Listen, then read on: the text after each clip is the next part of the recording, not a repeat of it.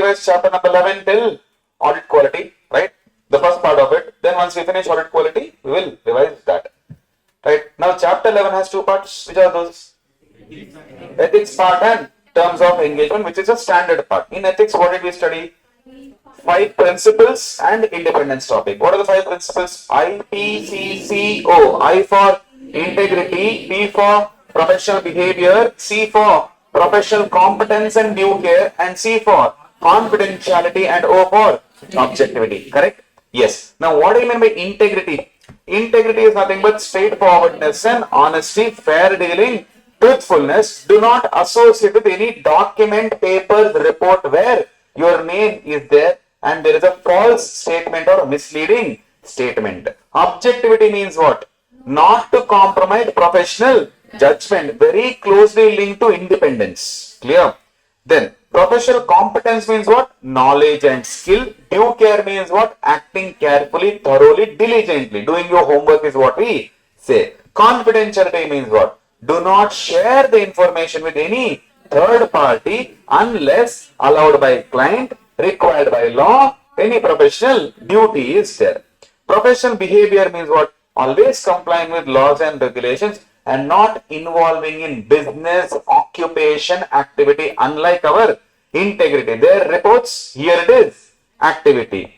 Then we understood independence. What are the 2 types of independence here? Mind and appearance. Mind means what? State of mind. Appearance means what? Behavior, actions. Correct? What are the 5 types of threats? Mnemonic first. Irrafi, I. Self-interest, R. Self-review, A. Advocacy, F. Familiarity, and I. Intimidation. Self-interest means financial interest. Review means checking our own work or our associate work is checked by the firm only. Then A. Advocacy means what? Defending, championing or backing the client. Then F. Familiarity, close relationship, too sympathetic. And finally intimidation means what? Stopping you from working objectively. What are the safeguards we have to put? First, check if threats exist or not. If threats exist, then put safeguards. If you are unable to put safeguards, withdraw. Initially only threat exists and you don't want to accept it, desist from the task.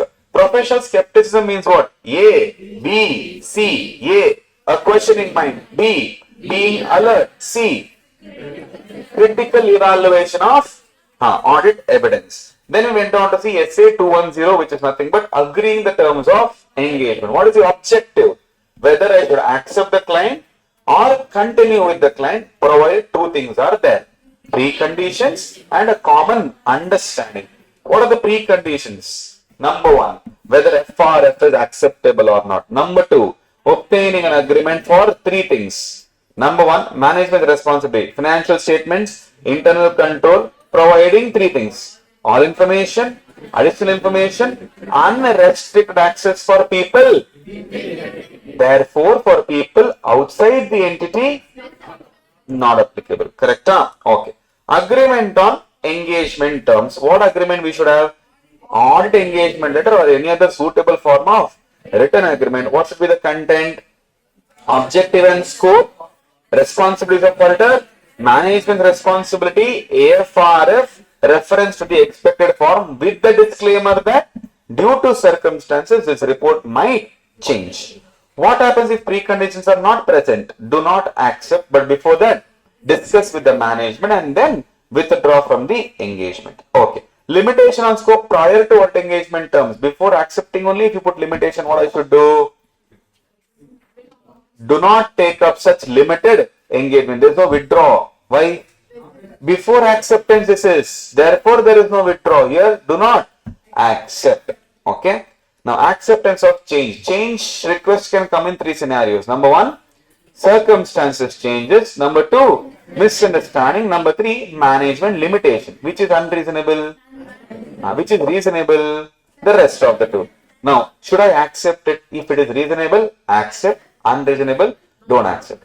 If it is reasonable and you accept, record everything in writing new engagement letter, and in new engagement letter you give new report. In new report don't include 2 things. Remember, your ex or engagement you should not put it, and Whatever procedures you have done with X engagement, you should not put in the report. Sir, what if I am not agreeing for the change and I want to work under the old terms? If management allows, good. If management doesn't allow, then two things: withdraw and also see if you have a reporting responsibility to tell those people why you are leaving. Is that understood? Then we went on to see recurring audits. Recurring audits means what? Where every year we do the audit of the client. In those cases, we need to determine whether we need to revise the terms or remind the terms. If the terms are same only we will continue. What are the factors? Number one, misunderstanding is there. Number two, terms, revised or special terms, management changes, owner changes, business changes, nature and size of the business, requirement, legal requirement or regulatory requirement changes, financial reporting framework change and any other reporting requirement change. Here examples are very important. Please be careful. Understood? Yes, right. Now, once audit quality is done, we will be revising with respect to that. Till here, any doubts? Very till here, no revision. Let's quickly revise audit quality. Okay, whatever we have done today. SQC1 and SA2 quick revision we are doing. Alright. SQC1 is applicable for whom? Tomorrow onwards, I'll ask ArivuPro to get some slipper pairs. SQC1 is applicable from audit. Applicable for firm. SA220. I think you are giving competition to Surya and Gajini. At least that will remember something at least. Yours is ultra short term memory loss. Okay. So in SQC1, what are the objectives? Reasonable assurance that firm and personnel should comply with PSRL requirements. Second objective is report issued should be appropriate. What are the 6 elements of SQC? Leadership, ethical, then acceptance, human resource, engagement, performance, and monitoring. Clear? Now, in leadership responsibilities, who is the leader? CEO. Who's CEO? ATC CEO, firm CEO, or managing partner. But if he is delegating work to operational people, then they should have 3 things. What is that? Experience, ability, and authority. Okay. Then comes ethical requirements. So, ethical requirement means what I told you long back. Ethical requirements and ethical principles. Fundamental ethical principles are 2 different things. Here, ethical requirements means IPCOI plus independence, that is integrity, competence, confidentiality, behavior, objectivity, and independence also should be there. And how do we communicate with, what should we communicate with people? Identify and evaluate circumstance and relationship, eliminate them or reduce them, if not, withdraw them. Okay, and if any breaches are there, notify to the firm. We all together will take an action on that. Okay, sir. Then comes acceptance and continuance of client relationship and specific engagements. So 3 things. Before accepting the client, vital information I need to obtain. Those are 3 things. What is that? Integrity, competence, capability. Correct? In integrity, we have many points like reputation, his business, his attitude. Is he paying me more or less? Is he involved in some criminal activities, or what are the reasons for appointing us over your ex firm? Right? Then, when should we obtain this information? Before, if it is a new client, before accepting. If it is an existing client, before continuing. Right? New client, new work. Old client, old work. Then, old client, new work. Okay? Right. So, also we have to see, what if I get an information later after acceptance? The firm should think of a policy as to how do we resolve this situation. It should consider 2 things. Should we report as well as should we withdraw? Withdraw if you are doing from what? Is it only from engagement or from both engagement as well as relationship? With respect to human resources also, they should have a policy with respect to which areas: recruitment, performance evaluation, capabilities, competence, career development, promotion, compensation, and estimation of personal needs. Then we went on to see engagement, performance, execution. Always focus should be on what? Quality, right? So we need to brief the team about what are their objectives, what audit they are doing. Then supervision process, methods of reviewing. How am I supposed to review your work and appropriate documentation? So I'll highlight this: objectives, complying, supervision and training, reviewing and documentation. If there is any argumentative or difficult matters, what we should do? Take consultation from whom? People either within the entity or individuals within the entity or outside the firm. Sir, significant judgment should be reviewed by whom? EQCR, and EQCR is mandatory for whom? Listed entities audit. Clear? Don't say listed entities, let's say audit of listed, because we have to appoint. Clear? For other entities audit, if the firm decides, then only. Assembly, within how many days audit file should be assembled? Within maximum 6 days. From where? From my birthday? Then audit report. Sir, whose property is engagement documentation? Firms. SQC. Firms. Can firm give it to people? Yes. Ensure your work is not undermined. Okay. For how long I should retain? Tala for a reason.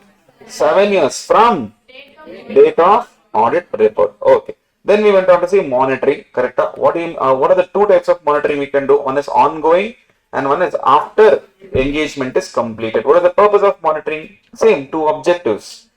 Adherence to PSRL, issuing appropriate reports, and finally checking whether designing and implementation has been done properly. Then we went on to see SA 220. Same two objectives. There it is for firm.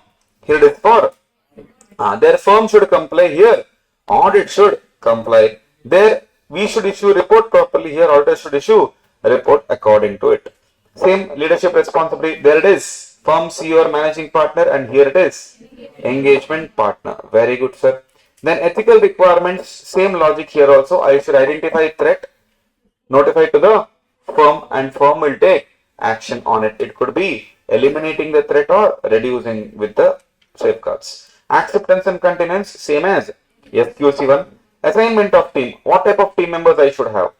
Proper competence and capabilities to perform the work as per PSRL. Engagement performance. Sir, I should ensure if it is a financial listed company's financials audit, then EQCR must be appointed. I need to discuss important matters with him. Clear? And when should I date my audit report? Date in the sense, when should I put a date? Okay, in the audit report? After review is done. Clear? So review date comes first, audit report date comes next. Okay. If difference of opinion is there, what to do? Only after resolution you should give your report. Monitoring, what I should document? 4 things. Issues I identified. Conclusion on compliance. Conclusion regarding acceptance and continuance, and nature, scope of conclusions from consultation. Understood? So there are basically 3 conclusions and 1 issues. Okay. So you can remember it as IC cube. IC, you are seeing the documentation. I for issues. C, conclusions. One is independence conclusion, one is acceptance conclusion, and one is consultation conclusion. Understood? Clear? With this, we are done with your chapter number 11. That is ethics and terms of engagement. Got it? Clear? Yes.